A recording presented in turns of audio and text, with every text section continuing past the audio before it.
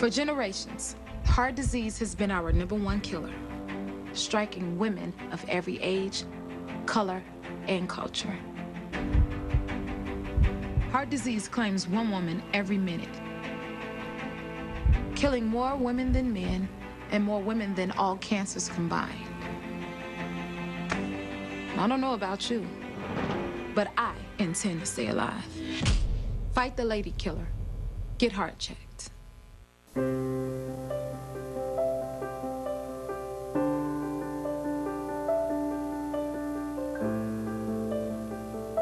At what age is the color that your skin was meant to be no longer beautiful? Every year, millions of young women try to change the skin they were born with and say they die for darker skin. Sadly, some actually do. Melanoma is the second most common cancer in teens and young adults 15 to 29. And 1 person dies from melanoma every hour. It's time. Change your thinking, not your skin. Stop tanning. Learn more at spotskincancer.org. A message from the American Academy of Dermatology. Hi, I'm Kathy Deck, and you're watching Fayetteville Public Access Television.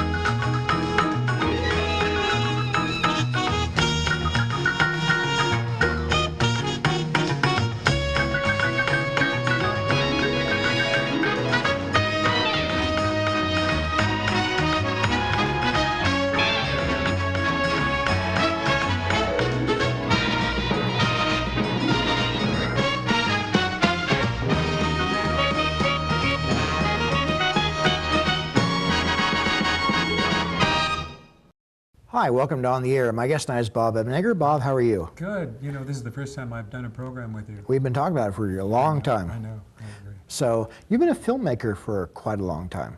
Yes, I was a filmmaker at UCLA and with a minor in music. And then I got into the commercial advertising field and created and supervised commercials for maybe 15 years or more. And then opened or co-opened a film studio called Pico Bronson, where we made a lot of film projects. I remember you used to do commercials for a brand of Mother Goose potato chips. Oh, Granny Goose potato Granny chips. Goose, and it starred Phil Carey. Phil Carey, who's a soap opera star now. Oh, absolutely. Yeah? He still looks the same. He was a difficult guy. Really, was he? Oh, he was so arrogant. I shouldn't go into this because it's off our subject, but there was a scene in which 2 Mexican bandits were coming down from the hill and say, you know, hey, what's in your bag, Mr. And he said, do not call me Goose. Believe it or not. So finally one of the guys sort of said, well, what's in the bag, Goose? And he would get mad at things like that. Isn't that silly? My name is Granny Goose. And one other thing about that, when they would tour Universal Studios, and the tour bus would go by and he'd be doing Laredo or something, and they say, and over there is Granny Goose. And just, well, people outside of the West Coast, I don't think knew about that anyway. So where were we? We were talking about your career as a filmmaker. Oh, yeah. And some of the documentaries you've made over the years have dealt with UFOs, unidentified flying objects. One of the first ones I ever did was, and the way it came about is kind of interesting. This is when I was at Gray, and my partner that would become my partner in the film studio said, let's go out to Norton Air Force Base. I think we can look for material that might make interesting television. So we went out there and met with the head of security, and we talked about, you know, R&D projects, moving, 3-dimensional moving holography, laser, that the Navy was very advanced in either fission or fusion. I don't know which one we're into now. And a dog program where they trained dogs for reconnaissance work. But then he said, then he took us into what's called a clean room at Norton, because all the films for the military go through that depository at Norton. So we went into a clean room, and the reason it's clean, meaning there's no bugging going on, because the CIA uses it for training films. Oh, so it's different from like, I was thinking like the clean room around like the spacecraft at Cape Kennedy. Yeah, no, clean in the sense that people can't bug or listening to what you're saying. So anyway, and he said, now look, you know, those projects are all very interesting, but what would you think if we told you that we had a landing at Holloman Air Force Base of an alien craft, and it's filmed by the TDY team, that's temporary duty. Yeah, right. And I just thought, what? Say that again. I just, that's, my wife used to read the tabloids, and it's like I had a alien's baby like or Weekly something. World News? Yeah, and I thought, no. He said, well, look, if you're interested, we'll set a liaison with the Pentagon, with Captain somebody, go over and talk to him, but look, we want to tell you to bury that UFO thing under all the other research you're going to be doing, because it sends up a red flag. So we dutifully went to all these locations, had carte blanche to ask any kind of question, looking at laser equipment, everything. And then we went off. We had a meeting at the Pentagon, walked in, never signed in, which is what denial, you know, they can, it's kind of a denial thing. And went up to Colonel Bill Coleman, who is Pentagon spokesman, and he gave us the riot act. You know, if you come up with things that are sensitive to the national security, you know, you can be fined and put in prison. I thought, oh my God. Then he took us into his inner office. Now, Coleman is a well-known person, and he said, well, you know, when I was flying a B-25 over Alabama on a 7-man crew, he said I pursued one. He said the B-25 only weighed 350 knots. He said I put it forward, and he said he could see this disc sending up a vortex of dust over a plowed field in Alabama. And I thought, that's kind of an interesting way to start the whole thing. That was the first idea that maybe they're going to cooperate or they want something out. He said, now I want to call George Weinbrenner. George Weinbrenner was Colonel George Weinbrenner, who was head of foreign technology at Wright-Patterson. Foreign technology is the spy center for the Air Force. And they're usually spying on the Soviets, but believe it or not, UFOs were considering the same thing, foreign technology, which they wanted to know if there is any, if they can learn anything from it. So I'll just go with this one little story that I went down the corridor, it's in a bunker where George Weinbrenner's office, with cameras all the way down the way. And I walked up to his desk, and I don't remember if my partner Alan Sandler was with me or not, and I went up to his desk and I said, what about the landing of an alien craft at Holloman Air Force Base? And it was like a Kafka play. He said, well, you know, the Soviets, we're open to the Soviets, they know everything we do, but we have a hard time. Then he drew a picture of a MiG on the board, and I thought, And he said, no, but what we're really faced with now is that the Soviets are advanced in weather alteration, but I've got the best scientists working on counter strategies. And he took a book off the shelf and said, scientists like this, and he plopped the book down in front of me, and it was to my good friend George Weinbrenner, signed Dr. Alan Hynek. And the book was on UFOs. And he was on Project Blue Book. Yes, he was the scientific advisor to the Air Force. So it's like, if anybody was listening, if they could, they'd say, you know, we didn't talk about anything, but he very carefully sort of said, I know what you're talking about. The next day, Hector Quintanilla, Colonel, called and said, George told me I ought to check with him. Well, he was head of Project Blue Book at a different, so they just unfolded like that. So we proceeded with that project, and we were promised footage of the landing at Holloman Air Force Base with like a carrot. So we put the show together. This was in the mid-'70s, the first one, and got Rod Serling to be the host. And Jose Ferrer and Burgess Meredith did readings.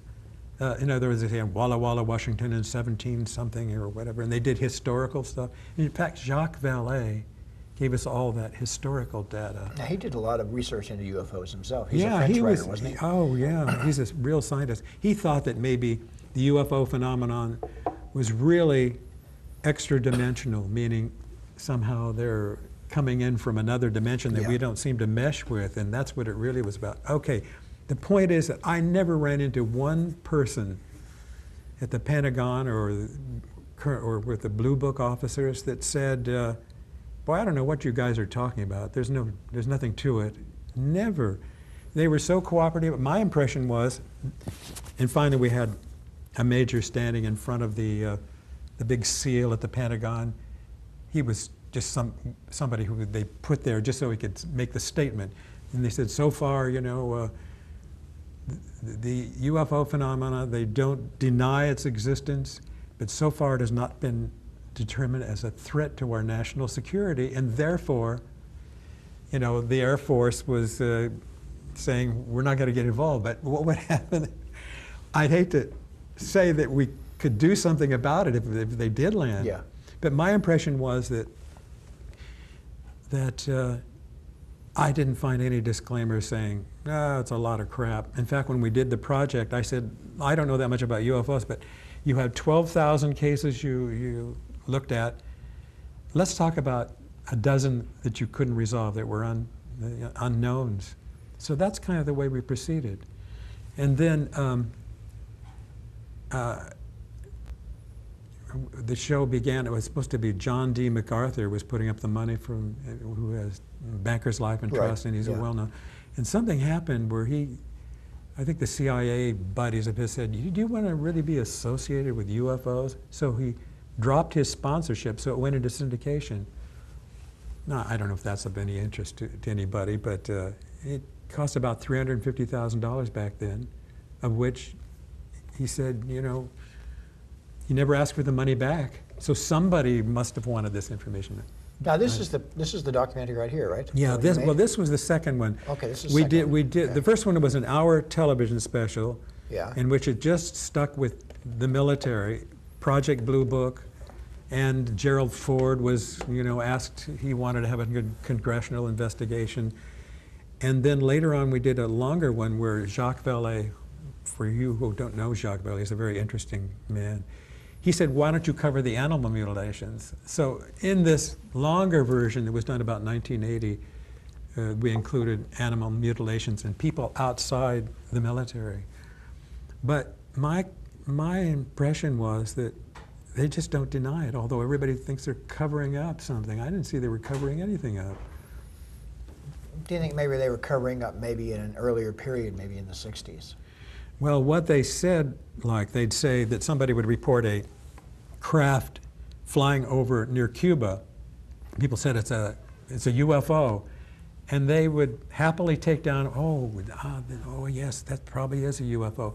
In reality, it was on some of our stealth planes, experimental planes. He said they were flying all over the place, and people would report them. But that isn't, I don't know. So we did the show. It went on the air in syndication. In Atlanta, NBC, it got like a 47 share, which is and phone calls to the station. The first one later on was nominated for a Golden Globe Award by the foreign press. So, you know, that's kind of an unusual subject to be nominated like that. But I sure learned a lot about. In fact, the CIA was involved with bizarre things. I wish I could show you the whole film, but I'm going to show it. We can show a short clip right now, can't we? Well, I'll tell you, before we show the clip, I'll tell you what it is. It's three of the Blue Book officers who were in charge of Project Blue Book. Al Chop, who was one of the first Pentagon spokesmen, he's sitting on the, well, I don't know, he's on the far right. He later became associated with NASA. And Dr. Alan Hynek, who is smoking a pipe. And do you know that Hynek is the one that made the phrase "encounters of the third kind"? He's the one who created that. I didn't know that. Yeah. So in fact, when Spielberg did his film, they gave him a cameo in the movie. Yes, he's smoking his pipe. Right at the end of the movie, yeah. And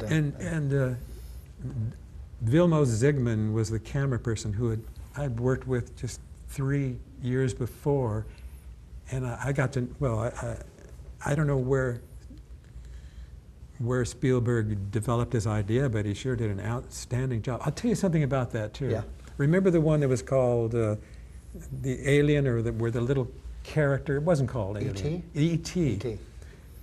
Later on, in the 80s, I was approached again by Reagan appointees out at Norton. One was a retired general, one was Bob Scott. And they were saying, you know, I think Spielberg did us a disservice by creating a picture of a sweet little alien, because out there's malevolence and there's also the sweetness, and I don't know how they would know, but. I think he's probably made up for War of the Worlds.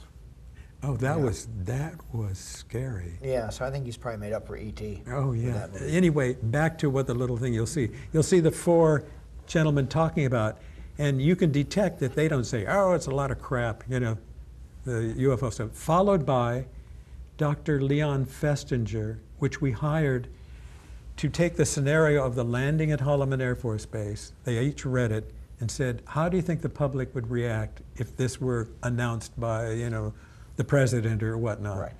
So one of them, as you'll hear, keep an ear out for the very last one that Festinger reads. Do you kind of get the picture? There's two things in it. So if Chuck is in there, maybe he can push the button and we'll see what happens. And if there's a pause, it's okay, we'll figure it out.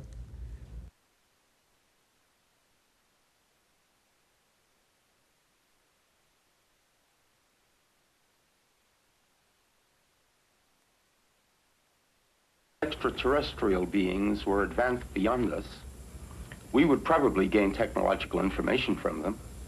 That many Americans may worry that their benefactor will demand something in return, constant gratitude or acknowledgement of their superiority.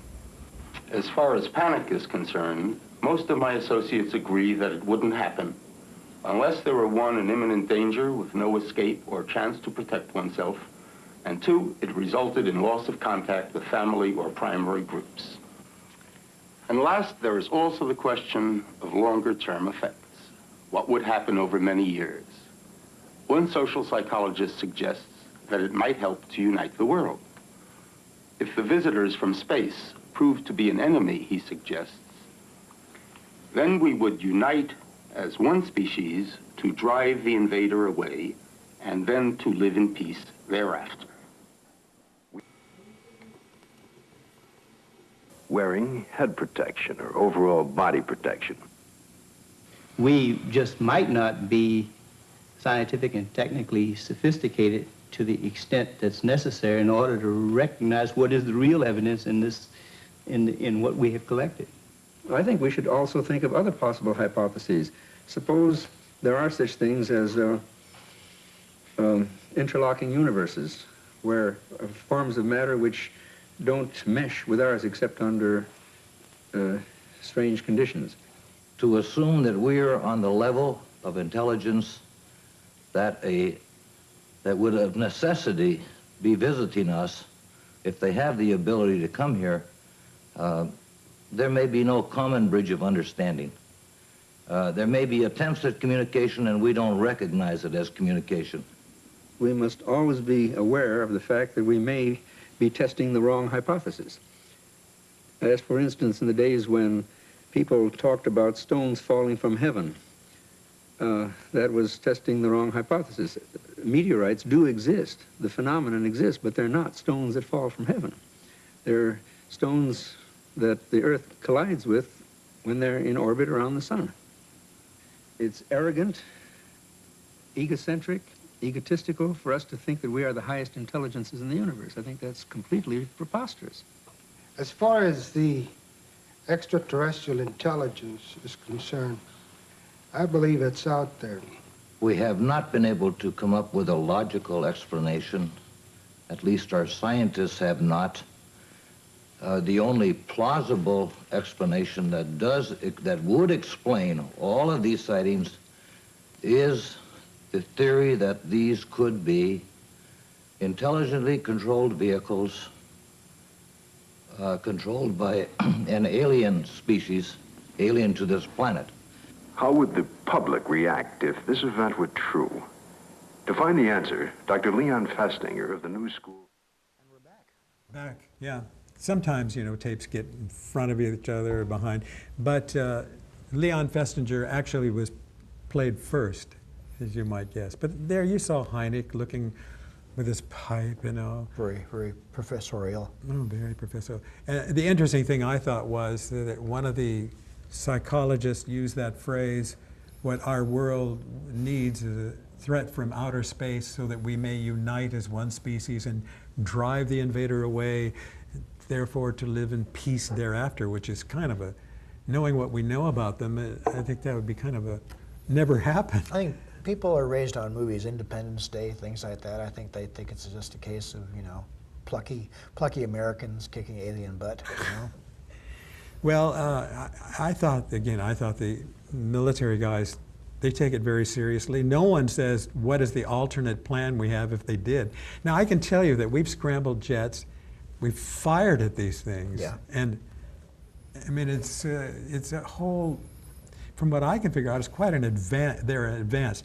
Now, I didn't bring you, and I'd like to, wish I had. There was a research project put together, ordered by the Congress, to brief Carter. President Carter, yeah. Yeah, President Carter on this subject. I have at home a recording of a Secret Service agent who talked about when he went to the first briefing with Carter, and then he did not go to the second one because it wasn't appropriate for him, but he was a friend of Carter's. He said that after it was over, he saw Carter sitting in his office, and he went in and said Carter like almost had a little tear in his eye. And he said, well, what did you see? And he said, well, I was presented a lot of material on the UFO phenomena, that there are probably 2 to 6 intelligence out there that they think they know about. And then he said, well, why are you so upset? And he said, because it's going to upset our whole sense of religion. You know, here we all are bound together, and that quite possibly Jesus will have no part or play any importance to another intelligence. And that he just seemed to be very concerned. And maybe there wasn't a benevolent God creator who did us. There was even the speculation that maybe we were an experiment from an advanced civilization. But they kind of put it out. And I know that Carter still, when asked about it, from what I understand, is still kind of, you know, upset about it, because he's a very religious guy. Right. So, you touched briefly on the fact that we were talking about Steven Spielberg, right, and talking about E.T. and showing all the sweetness and light. But you said some of the races were malevolent. Well, they said you've got to be careful that there may be malevolent. Now, this was by a General E. Miller. Yeah. He was fought against Rommel, and you know, he was really a ballsy guy. He was also an interesting thing. He was the first man to get Reagan a contract in the film business. So Reagan appointed him in this position out at Norton. Bob Scott was head of the information, you know, USIA information. Right, yeah. And Reagan, again, he knew him and put him in charge of these positions. And now, what was the question, or did I just get us off track? We were talking about malevolence. Well, it was Miller who told me that that we were not doing he had done a disservice. I don't think he did, but they wanted another program to be done on the UFO stuff, similar to the first one, and it never quite got the clearances all. And as a matter of fact, Caspar Weinberger, there's some stuff that went on behind the scenes. Caspar Weinberger, I saw a teletype relieving both Scott and Miller of their duty out at Norton. For Really? what reason, I don't know. And I don't know if it's like, this wasn't the time, but I think Reagan was very interested in the subject. You know, he said he witnessed one when he was in a helicopter. My wife saw one. I was telling you that before the show. My wife, when she lived out in the country, out near Combs, she actually painted a picture of it. Well, you know, I wish I had seen something. I never saw anything. I mean, I know I saw all the facts and went from going, oh, it's a lot of crap, to I think it's a reality we're going to have to face. And I thought that War of the Worlds that Spielberg did was frightening.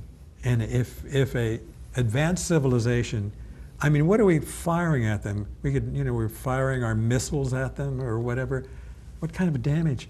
Apparently they operate on a whole different frequency. In fact, Hynek once said the people reported that when they saw a UFO and when it disappeared, you could hear almost the molecules slapping together where they had been. He said there was a popping sound. Now, and as you know, Hynek became a believer, and he was always hired to try and give any explanation he could to the public. But here is back to this Colonel Coleman, who I first met. His job was to interface with the press. And here he had to report all of this information, but not ever reveal that he personally knew that this was a real phenomenon.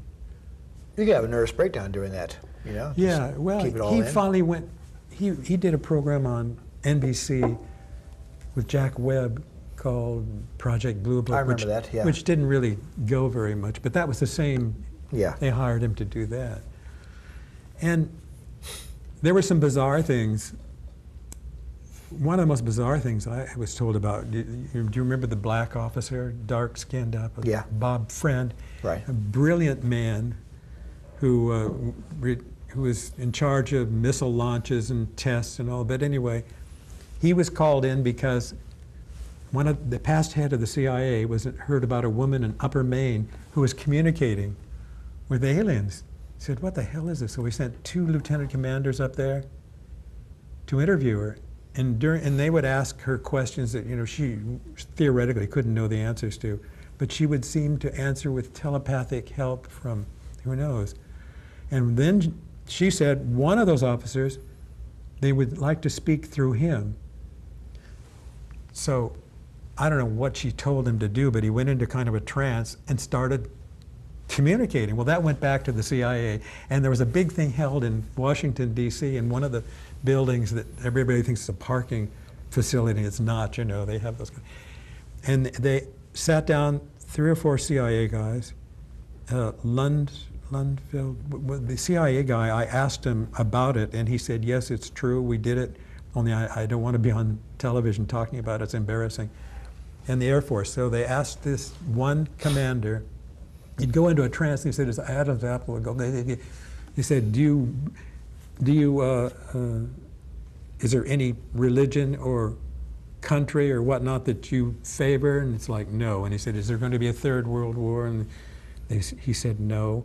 He said, the committee asked, can we see a UFO? And it's still in a trance. He said, go to the window and you'll have your proof. Well, we shot where this all took place. Right. And you look out and you can see the White House way off in the distance. And they saw a craft because they put it down in the paper, in their report. Yeah. And they called for radar confirmation, and it came back that quadrant of the sky was blanked out on radar at the time. It's sort of like, this is Twilight Zone stuff. So I don't know if behind the scenes, I think we've got to realize that there are other intelligences out there, and they were probably at the bottom of the heap, So on that tape, I think the question was raised, what would the effect be on civilization, on the civilization of the planet as a whole? Yeah, well, the only one that I thought would be valid is if we were separated from our immediate friends, and that they were demanding things, that we might panic over that. I think if we do worse than that, I think it'd be like Spielberg's War of the World. I think that we would, I think it'd be kind of interesting. I don't think, it reminds me from what I've heard about people being abducted, which I'm not going to say that I believe it or not, but after all, we go into a jungle or Africa and we grab an animal and we examine it, put it out, knock it out, which is what people talk about, being knocked out and not remembering. And they put a thing in their ear so we can trace them, or a little radio tracking device, and we set them off because we're curious. I would think if we're kind of like semi-intelligent beings that don't know where we came from, and they want to know how we're going to fare, they may do the same thing. At least that's what my impression is. So I came away from starting with thinking UFOs is like the Easter Bunny, or it's a lot of, to being presented by our military people saying it's a reality, they take it seriously, but so far it is I guess it hasn't been a threat to our national security. We don't know. Right now. We're our own. We don't want to, I mean, there's enough people, you watch Fox News, they're trying to put people in panic all the time, so we put people into a panic, but we just simply don't know, do we, you know? No, my impression was, and I guess I told you at the very end, when I thought they were going to hand over this landing at Holloman Air Force Base. By the way, that before us, that's what happened with the Disney organization. Yeah. Someone within the military or the government said, we want you to do a program, a documentary on UFOs, and we'll give you some footage. And if you read on Google, yeah, you can see where they reached a point where they didn't do it. I wonder why. I don't know. Well, instead of stopping there, we recreated it as all the information was given, so I just went down to Holloman Air Force Base and recreated it. I mean, unfortunately with animation. Yeah. And one interesting thing happened while we were there. I kept saying, wouldn't it be nice if we had a helicopter shot, which I was told that there was a helicopter up there filming. I don't know how this came about, but somebody went off and said, oh, the commander of the Army base, which shares the Air Force Base, said you can use his helicopter and you'll send a plane over to this pad. So we, with the cameraman, me and someone else, got into the back of this helicopter, and this was fun. These two guys had the black bubble things on. They never said a word. It's sort of like, can we go up now? And then we went up, and he said, just sort of circle around a little bit, and we're filming. There wasn't anything to film. It just gave the idea of one of the cameras would have seen it from this position. He came down. They didn't say, well, boys, did you have a good time? Nothing was said. It was sort of very mysterious. That's very strange. Well, the whole thing was Kafkaesque. And yet, not many people know about Holloman, do they? No, they don't. Oh, I forgot to tell you, unless I did, that one of the reason that my ears perked up when I heard about Carter, they said that he was shown 15 minutes of the Holloman landing. No, you didn't tell me that. Yeah, and that's where I thought, my God, maybe we weren't deceived. I don't know. Margaret kept calling my wife me a useful idiot. Is that kind of an unkind thing to say? But I think that we all should realize, as the four men from the military said, you know, it's arrogant of us to think that we're it. Yeah. And all of our little schemy, petty things. And I think a lot of people don't take the UFO phenomenon seriously because there seem to be so many lunatics attached to it. Oh, absolutely. That's why sometimes I don't like to talk about it, except you've asked about it. And the only thing I can say is we did a documentary of which they gave their approval. Yeah. We had to go over all the facts at the Pentagon. And the only thing they questioned was some insignificant thing about, Mantell, who was a pilot in the early days, who went up in a B-50 something, no, P-51, and pursued a UFO. And then he ran out of oxygen, so his plane crashed, so they all assumed that he died chasing a UFO. I've forgotten what they questioned, and once we said, well, look, here's the facts, and they said, okay, and that's the only thing. Nobody ever said, what are you talking about, Holloman Air Force Base, and an alien thing? No one said that.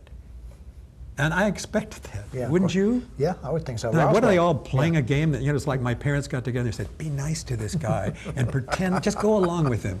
I mean, sometimes I felt that way. Yeah, of course Roswell got most of the attention. I know it did. And I'd say 3 years ago, you didn't see Colonel Coleman, but I knew the guys who started that. Yeah. Moore and Chandray.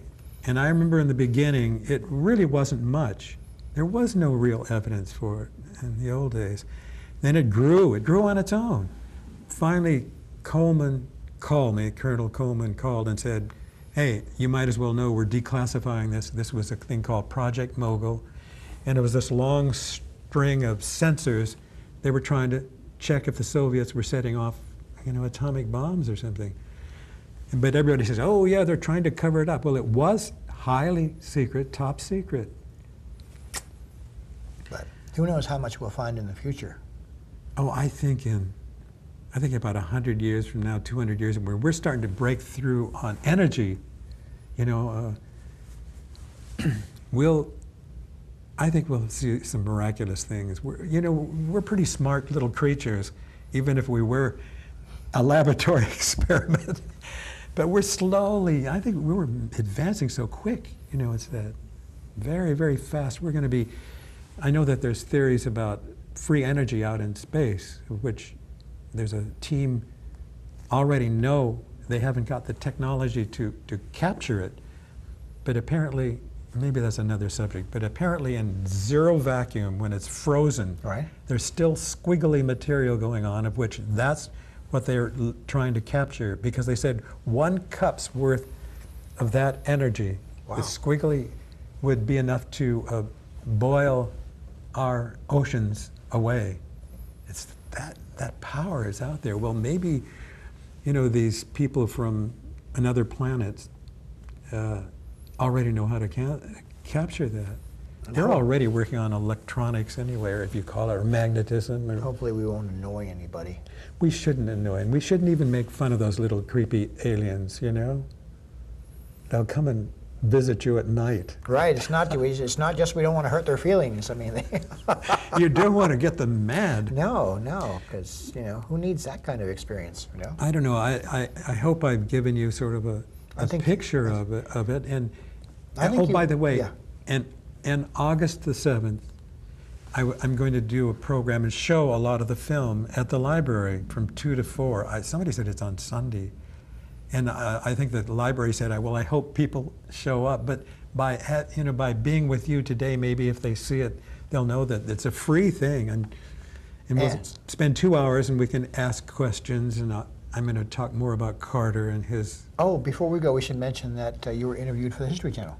Yeah, and that's either going to be on the 25th or 27th, I guess at night. And it's probably under a thing called UFO Files. I asked him why, this producer, Jeffrey, why did you choose UFOs? It wasn't because he liked them. He said, because they're popular. They do a lot of shows on UFOs on the History Channel. I've seen tons of them now. So I'm in the tail end of all of this stuff. But so I think people watching that have certainly learned a lot they didn't know before. Yeah, I don't know if we've ever talked about these things before. I don't think you and I have ever talked about a lot of this stuff. No, we haven't. And we could talk about other good things that maybe in the future. Yeah. We could talk about animal mutilations. That'd be fun. That'd be fun. Yeah, I told you, before we go off the air, Penthouse years ago, not that I ever read Penthouse, but Penthouse did an article on Herb Marshall, who used to be sheriff of Washington County. And he claimed that he'd solved the mystery of animal mutilations. He claimed it was just natural predators. Well, if you talk to veterinarians, government veterinarians, they say, no. These cuts, they're ensanguated, is that the word? I'm not sure. They're totally, all the blood is removed from it. There's nothing around them where there's been a scuffle or anything. And then they always take the same things. They take mucous membrane things, eyes, lips, the reproductive organs. I wouldn't want one of those guys coming after me. These people are, these aliens are, This is just a thought. Yeah. They come down, they kidnap people, they mutilate cattle, they steal things, leave crop circles, They're interstellar bikers. Well, that's a thought. Where's Billy Jack when you need him? Well, we're laughing at them, and they may be going up there, hey, you're not going to think this is very funny when we do something to you tonight while you're asleep. I may be getting probed tonight, You might get probed, and it may be by a biker and not a No, we shouldn't get off into that. Some of my best friends are bikers. Anyway, Bob, thanks for coming on the show. Oh, it was a pleasure. I wanted to share this with you if I could, anyway. And thanks for tuning in, and we'll see you all next week. Thanks a lot.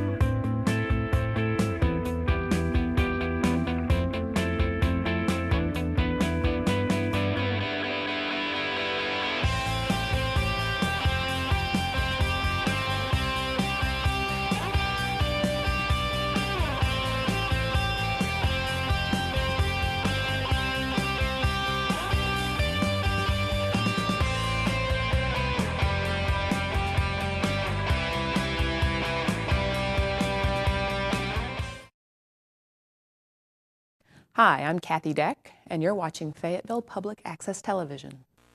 For generations, heart disease has been our #1 killer, striking women of every age, color, and culture. Heart disease claims one woman every minute, killing more women than men and more women than all cancers combined. I don't know about you, but I intend to stay alive. Fight the lady killer. Get heart checked.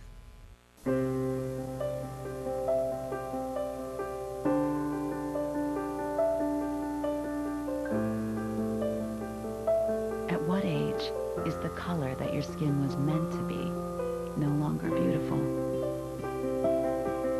Every year, millions of young women try to change the skin they were born with and say they'd die for darker skin.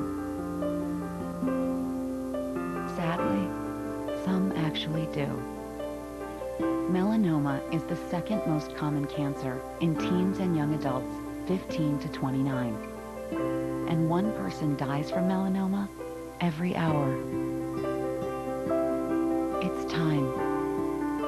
Change your thinking, not your skin. Stop tanning. Learn more at spotskincancer.org. A message from the American Academy of Dermatology. Hi, the disquieting news came this week that TLC is dropping 19 and counting, starring the infamous Duggar family. Not to worry, though, because Josh Duggar is now free to join the cast of Naked and Afraid. Be afraid. Be very, very afraid. When the sun went dark. Saturday night, I was outside looking in, slapping mosquitoes all the time, while a young farmer writhed on the floor for a quarter of an hour. When he finally lay still, the minister anointed him with a laying on and a dab of olive oil, giving a slight smile at the lost look the man put on for him. I wore a light summer dress so tight they wouldn't let me inside, my pale flesh pressing out since no one at home had noticed that I was no longer just a skinny kid.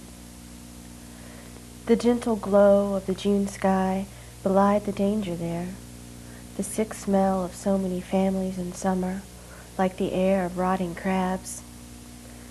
Now they are frenzied and fanged, defiant in their casting out of doubt. But their faces other times say all is lost. Tomorrow will be like yesterday and today, unless it's something worse. I leaned against the window, almost tasted sour metal as I grasped the railing, sweaty and longing to know this fatal, seductive visitor, this Satan who will greet me with sublime, ridiculous gifts.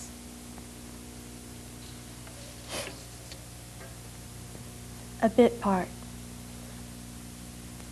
A curl of something in the pit of her belly jumped as she opened the door. She saw that his hair went straight down his slim back, the color of brown that belongs only to prize horses.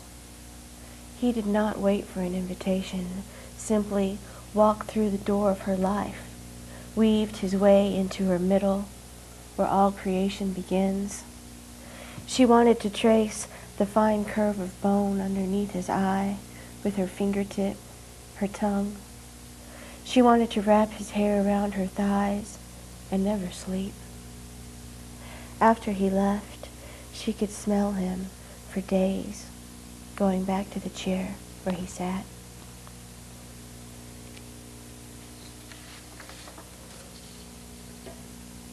Lover sleep. The moon moves inside itself like a fresh hatch of mayflies.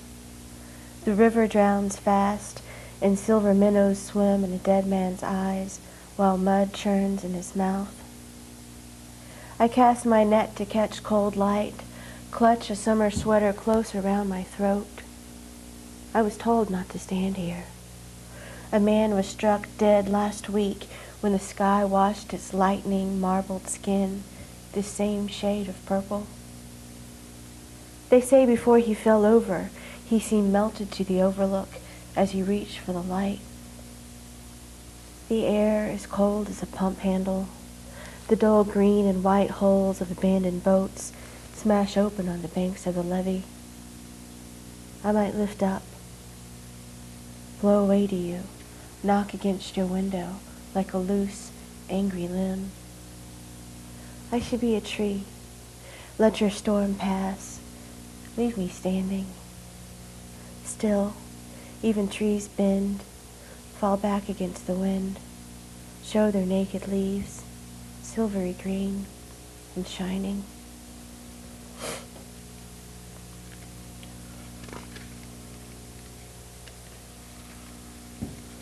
Christmas Eve at the institution. Patients crowd around the table like last-minute shoppers, some composed and some compelled. Their murmur echoes like the song inside a huge pink seashell. The chemically dependent paste cotton ball snow onto green, cardboard cutout trees they'll give to their favorite neighbor or nurse. They are voices of air, bodies of dust. Colors like purple hull peas rim their big, dull eyes. They have waited so long that nothing can give comfort. I touch the stubble on my head, remembering when I existed among them, still afraid to look at mirrors. My group has been given the privilege of building mangers with popsicle sticks.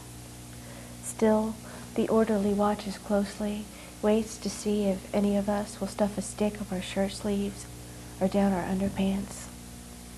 He wears bay rum and smiles at the pretty girls with long hair. Blonde Gina tells us she's a gypsy in disguise, talks to a stuffed washcloth when we laugh. Tomorrow, at my table, I'll spoon sweet potatoes into my mouth, feel the sugar flood my fillings. By then Christ will have been born. He'll come down like our relatives, pay us the yearly visit. He'll glance our way during dessert, and when he sees us, his eyes will gleam like fish scales from the tears. I need to use 2 more of my toys. This last one. But does she have that nasty salt ring? We're going to do a song that we hope you will sing along with us. Maybe you've heard it, maybe you haven't, but it's got a very easy chorus. It's called We Who Believe in Freedom. It was written by Bernice Johnson Reagan, based on some events, I think in the 50s, is that right? Or 60s. And Ella Baker wrote the words, "We who believe in freedom will not rest until we all are free." And so this whole song is surrounding that. And certainly we're not all free. There is not justice for all, and we still need to work on it. So hopefully we can all work together.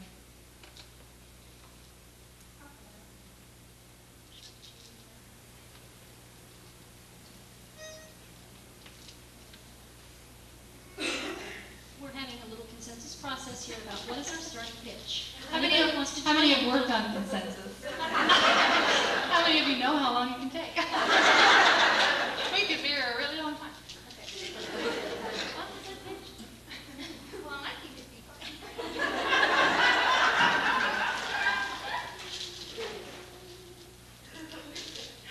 It's a high note, me. We who believe in freedom cannot rest. We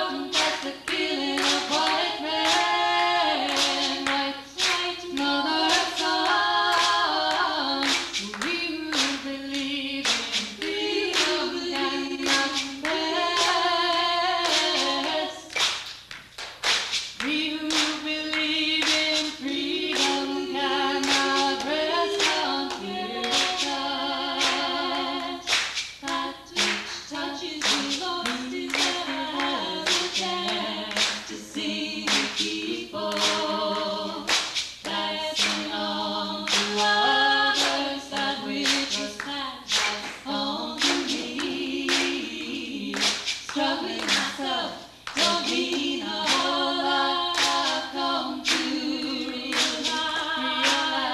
that teaching others to stand up and fight is the only way I'll struggle to survive. We who believe in freedom cannot rest. No, we who believe in freedom cannot rest until it comes.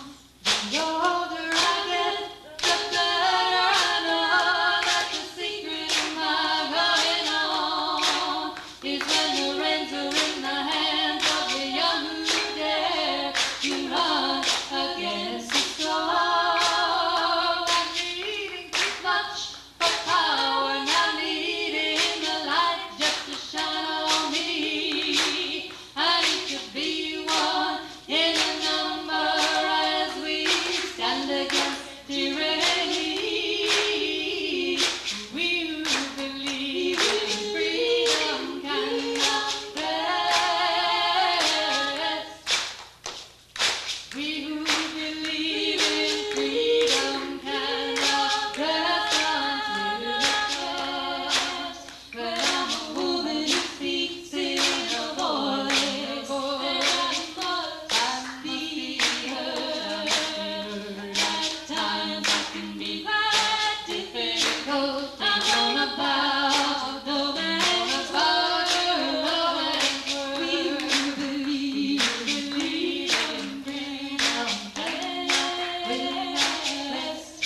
No, we who believe in freedom cannot rest until it comes. We who believe in freedom cannot rest. We who believe in freedom cannot rest until it comes.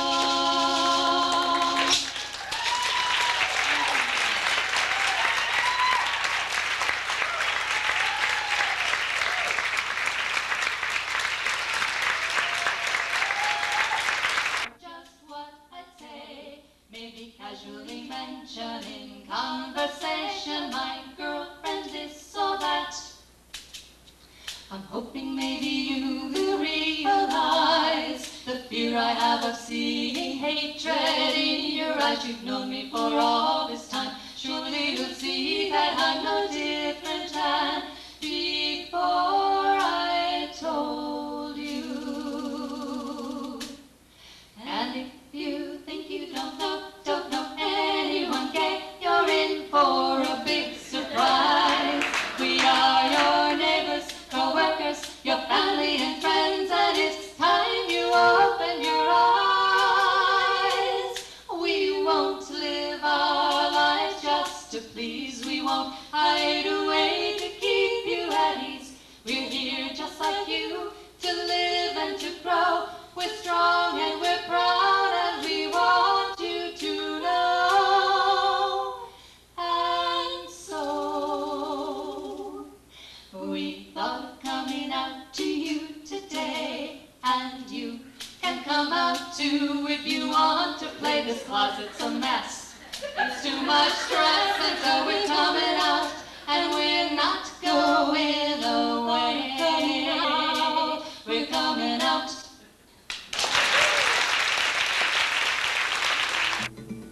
Let's make sure my guitar is going to be ready. I'd like to thank the Women's Conference for letting me come up here today and make somewhat of a fool of myself. I enjoyed it thoroughly. Thank you. This is called Can You See It?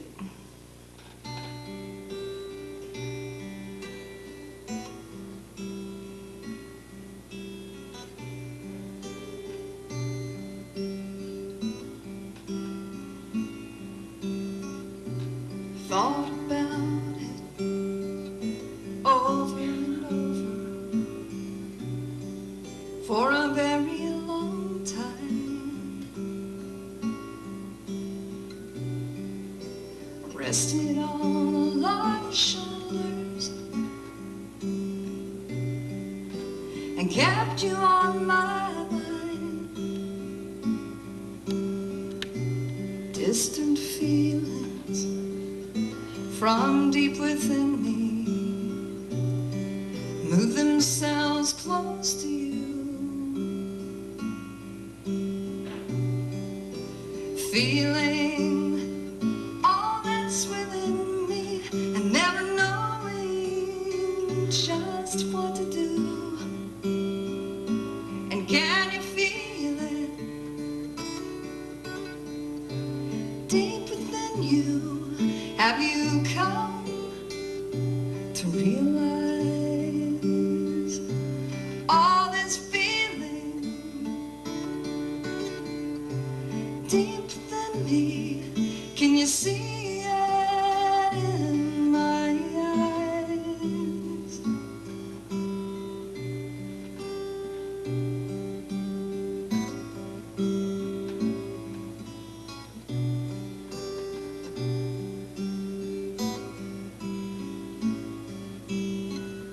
And grasping the differences, we know we're not the same. We each have our separate ways and no one's there to blame. Finding the memories, removing all the stains. There's a love that's growing to remain. And can you feel it deep within you? Have you come to realize all this feeling deep within me? Can you see it in my eyes? Can you see it in my eyes? Can you see it, see it, see it, see it, see it in my eyes?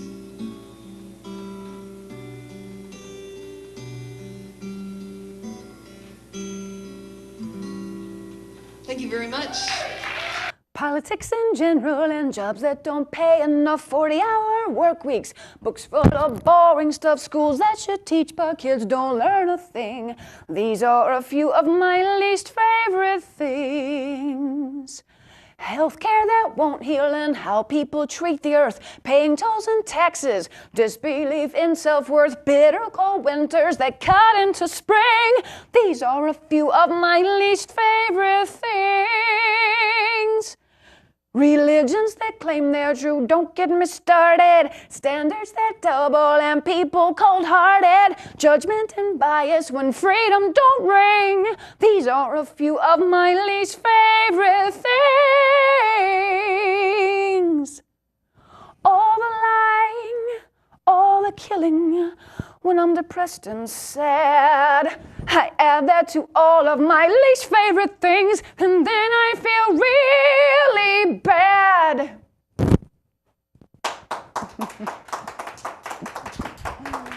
I feel like Julie Andrews or something.